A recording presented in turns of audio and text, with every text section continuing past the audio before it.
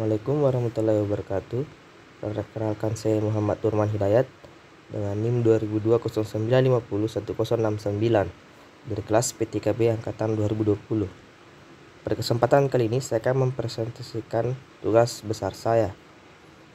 Langsung saja, yang pertama itu tahap perancangan. Pertama, perancangan aplikasi.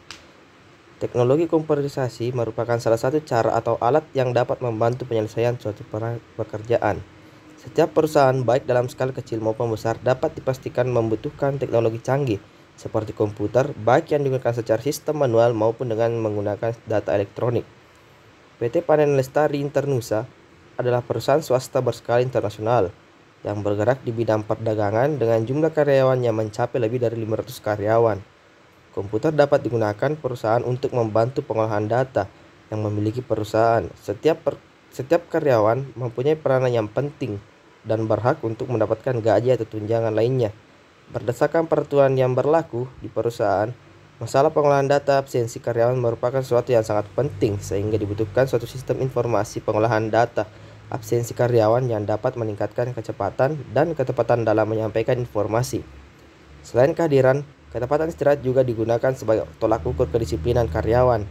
Laporan dari sistem ini berupa report kehadiran karyawan pada PT Panen Lestari Internusa, report istirahat karyawan, serta report penggajian berdasarkan jam kerja karyawan. Selanjutnya, urutan perencanaan aplikasi.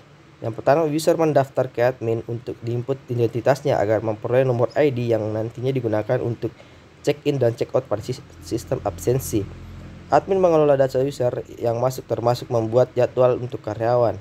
Selanjutnya, admin menyimpan data absensi. Absensi masuk dilakukan pada pukul 8 dan maksimal pada pukul 9 pada shift pagi dan pukul 13.00 sampai 14.00 pada shift sore. Untuk jam kepulangan karyawan, shift pagi sistem akan mulai dibuka pada pukul 17.00 sampai dengan 18.00.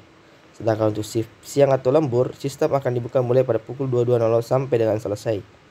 Sebagai sanksi keterlambatan, user mengurus surat keterlambatan terlebih dahulu disertai dengan tanda tangan supervisor sebelum pada akhirnya diserahkan ke admin. Setelah admin menerima surat keterlambatan, proses absensi baru bisa dilakukan. Untuk user yang mengalami keterlambatan absensi, diinputkan oleh admin. Absensi oleh admin juga berlaku bagi karyawan yang lupa absen. Hasil report absensi akan dijadikan acuan pada sistem penggajian. Selanjutnya, urutan perencanaan aplikasi istirahat karyawan. Karyawan mendapatkan jatah istirahat 60 menit untuk jam kerja 8 jam atau shift, baik shift pagi maupun shift siang. Karyawan mendapatkan jatah istirahat 120 menit untuk jam kerja 13 jam kerja atau lembur. Kelebihan jam istirahat yang dikenakan sanksi sesuai kebijakan perusahaan. Hasil report istirahat karyawan akan dijadikan acuan dalam penilaian kedisiplinan. Yang kedua, flowchart. Flowchart adalah mendeskripsikan aliran data baik masuk dan keluar antara entitas berbasis aliran fisik dokumen yang menggunakan prosedur tertentu. Berikut adalah flowchart dalam pembuatan absensi dan istirahat karyawan berdasarkan nomor ID karyawan.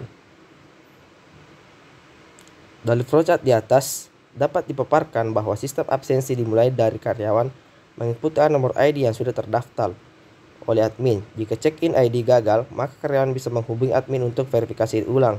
Setelah login sukses, maka data akan tersimpan di dalam database.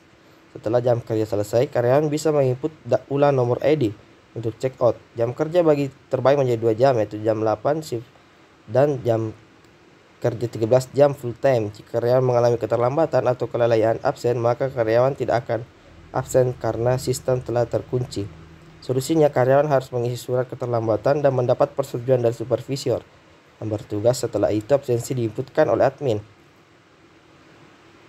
Selanjutnya, poin B, yaitu data flow diagram. DFD adalah diagram pemodelan suatu perangkat lunak yang dimana dalamnya terdapat sejumlah mutasi dengan aliran data dari dan ke sistem. Adanya aliran data ini menjadikan kita lebih memahami mengenai sistem secara terstruktur dan lebih jelas. Berikut DFD yang dibuat untuk sistem informasi absensi berbasis no ID pada PT Panen Lestari Internusa. DFD level 1. Adapun keterangan gambar di atas itu, user melakukan registrasi kepada admin untuk mendapatkan nomor ID yang selanjutnya akan tersimpan dalam data karyawan. Selanjutnya, setelah user mendapatkan nomor ID, maka proses absensi bisa dimulai. Data absensi akan tersimpan sebagai report yang nantinya dibuat sebagai acuan dalam perhitungan penggajian. Data pada proses break time akan tersimpan sebagai report. Data ini selain bisa diakses oleh admin, bisa juga diakses oleh user. Proses salary akan meraih data dari report absensi. Informasi yang akan diperoleh yaitu salary karyawan. Selanjutnya DFD level 1 proses pertama. Adapun keterangannya itu user melakukan proses absensi baik check-in ataupun check-out. Proses tersebut akan terrecord dalam report absensi yang bisa diakses oleh admin dan user. Selanjutnya DFD level 1 proses 2. Adapun keterangannya itu sebagai acuan penilaian kedisiplinan terhadap karyawan, user menginputkan nomor ID pada waktu break time, baik out maupun in. Data yang diperoleh bisa dilihat oleh user dan admin untuk kemudian diproses. Selanjutnya DFD level 1 proses 3. Keterangannya report dari proses absensi akan direkap dan akan menentukan salary dari tiap-tiap karyawan. Salary dari tiap-tiap karyawan akan berbeda tergantung dari banyaknya jam kerja dalam satu bulan, overtime, dan tunjangan dari setiap jabatan. Selanjutnya user interface. Desain interface bertujuan untuk membuat interaksi user sederhana dan seefisien mungkin dengan komputer menggunakan tampilan antarmuka yang ada pada layar komputer. Desain interface sistem absensi dan istirahat karyawan pada PT Palestari Internusa sebagai berikut. Yang pertama, form login admin. User interface untuk halaman admin terdiri dari dua tabel, yaitu user ID dan password. Dua input teks untuk mengisi data user ID dan password serta satu button berlabel login. Halaman admin akan terbuka jika data yang diinput pada form benar. Jika salah, halaman tidak akan terbuka. Selanjutnya form admin. Setelah halaman login berhasil dibuka, user interface selanjutnya adalah form admin. Terdiri dari menu, logo, finger, dan user. Untuk menu finger terdapat submenu dan report, sedangkan untuk menu user terdapat menu dropout yang isinya brand, company, department, master overtime, create user, and list user. Selanjutnya from create user. User interface untuk form create user terdiri dari beberapa label dan input text yang wajib diisi sehingga user dapat teridentifikasi pada saat check-in. Jika form create user tidak diisi, maka user tidak dapat melakukan absensi menggunakan sistem ini. Selanjutnya for input ID dan password. User interface untuk form input ID dan password menggunakan label user ID password. Sistem berjalan jika password yang diinput sesuai. Selanjutnya form attendance and break time. User interface untuk form attendance and break time terdiri dari dua button untuk attendance menu dan dua button untuk break time menu. Button pada attendance dan break time menu terdapat digunakan setelah form input ID dan password sudah diinput dengan benar. Ini form report attendance and break time. User interface untuk form report attendance dan break time menggunakan detect picker untuk memilih bulan dan button submit untuk memilih hasil report dari attendance maupun break time. Selanjutnya master brand. Master brand berisi brand-brand yang ada dalam satu toko. Brand yang tersebut bisa bertambah, bisa juga berkurang dari situasi toko. Selanjutnya master company. Master company berisi perusahaan-perusahaan yang menaungi sebuah brand. Satu perusahaan bisa menaungi satu atau beberapa brand.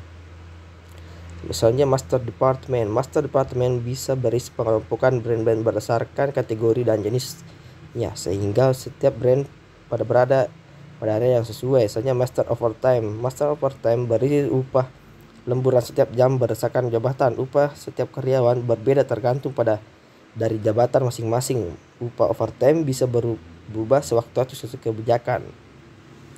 Misalnya poin terakhir itu ERD atau Entity Relational Diagram. ERD merupakan representasi dari model data konseptual antara data dictionary yang berisi data yang dipresentasikan oleh entitas yang ada dalam suatu organisasi. Tujuannya untuk mendeskripsikan hubungan antara data dictionary organisasi, data yang merupakan representasi dari entitas-entitas yang ada dalam suatu organisasi. Berikut ERD yang dibuat untuk sistem informasi absensi berbasis no ID pada PT Palestari Internusa.